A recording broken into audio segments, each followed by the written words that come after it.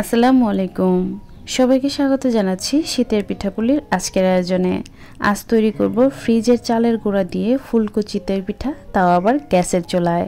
অনেকেই অভিযোগ করেন গ্যাসের চুলায় চিতই পিঠা হয় না, আবার অনেকেই বলেন ফ্রিজের চালের গুঁড়া দিয়ে চিতই পিঠা হয় না। আজকের রেসিপিতে দুটো সমস্যারই সমাধান পেয়ে যাবেন। কিছু প্রয়োজনীয় টিপস সহ রেসিপিটি শেয়ার করছি, আশা করছি সবার কাছে ভালো লাগবে। চিতই পিঠা তৈরি করার জন্য এখানে আমি 2 কাপ পরিমাণ চালের গুঁড়া নিয়েছি। আর চালের গুঁড়াগুলো ডিপ ফ্রিজে ছিল, দেখে নিশ্চয়ই বুঝতে পারছেন এগুলো কিন্তু প্রায় বরফের মতো হয়ে গিয়েছে আর প্রচুর ঠান্ডা।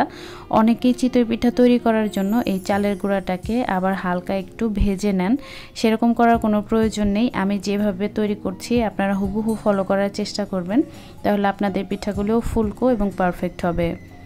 আমি দলাগুলোকে ভালো মতো ভেঙে নিয়েছি। এখন এখানে 1 চা চামচ পরিমাণ লবণ দিয়ে দিচ্ছি। এরপর দিয়ে দিচ্ছি নর্মাল টেম্পারেচারের পানি। এখানে আমি প্রায় 1/4 কাপ পানির মতো দিয়ে দিচ্ছি। একেবারে অনেকটা পানি দিতে যাবেন না, এভাবে হাত দিয়ে মাখাতে থাকবেন। আর পরিমাপটা খুব ভালো মতো আপনারা লক্ষ্য করবেন, পানি হয়তো বা একটু কম বা বেশি লাগতে পারে। আমি প্রথমে 1/4 কাপ দিয়েছি, এরপর আরও প্রায় 2 টেবিল চামচের মতো পানি দিয়ে দিচ্ছি। এখন এটাকে মাখাতে থাকবো। প্রায় ঘড়ি ধরে 1.5 থেকে 2 মিনিটের জন্য এভাবে চটকে মাখাতে থাকবেন। আর এটা আস্তে আস্তে কিন্তু একদম মসৃণ হয়ে যাবে।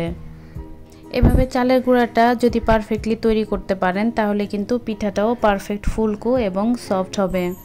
দেখে নিশ্চয়ই বুঝতে পারছেন এটা কতটা স্মুথ হয়ে গিয়েছে। এখন আমি হাতটা এখান থেকে তুলে নিচ্ছি। আর এই পর্যায়ে গরম পানি ব্যবহার করব। আঙুল ডুবানো যায়, হাতে একটু গরম লাগবে, এই টাইপের পানি নিতে হবে।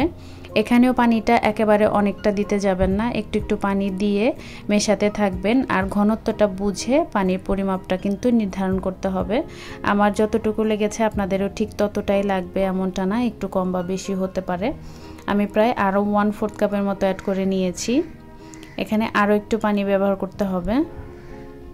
আমি কয়েক ধাপে একটু একটু পানি দিয়ে মিশিয়ে নিয়েছি যাতে করে ব্যাটারটা পাতলা না হয়ে যায়।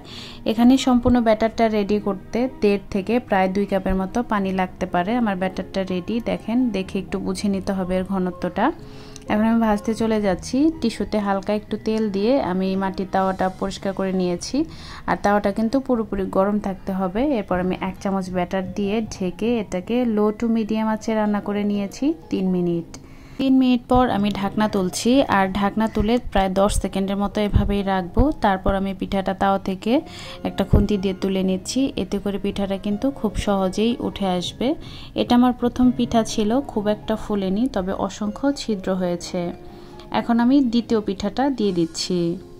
প্রতিবার ব্যাটার দেওয়ার আগে তাওয়াটাকে কিন্তু ভালো মতো গরম করে নিতে হবে। ব্যাটার দিয়ে আবারও আমি ঢেকে 3 মিনিটের জন্য রান্না করে নিয়েছি।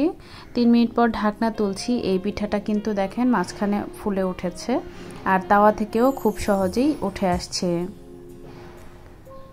প্রত্যেকটা পিঠা তোলার আগে কিন্তু একটু অপেক্ষা করবেন, তাহলে এটা নিচে লেগে যাবে না। প্রত্যেকটা পিঠায় কতটা ফুলকো হয়েছে দেখে নিশ্চয়ই বুঝতে পারছেন। এই পিঠাগুলোকে আমি সার্ভ করেছিলাম মরিচ ভর্তা দিয়ে। মরিচ ভর্তা রেসিপিটাও আমার চ্যানেলে আছে, চাইলে দেখে নিতে পারেন। আর এই পিঠাগুলো কিন্তু দুধে ভেজানোর জন্য একদম পারফেক্ট, কারণ অসংখ্য ছিদ্র হয়েছে, সেই সাথে ফুলকোও হয়েছে। একটা পিঠা আমি আপনাদের সাথে একটু ভেঙে শেয়ার করছি, কতটা নরম হয়েছে দেখে নিশ্চয়ই বুঝতে পারছেন।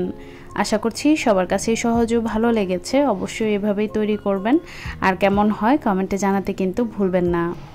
সবাই ভালো থাকবেন, আমাদের জন্য দোয়া করবেন। আজ এখানেই বিদায় নিচ্ছি। আল্লাহ হাফেজ।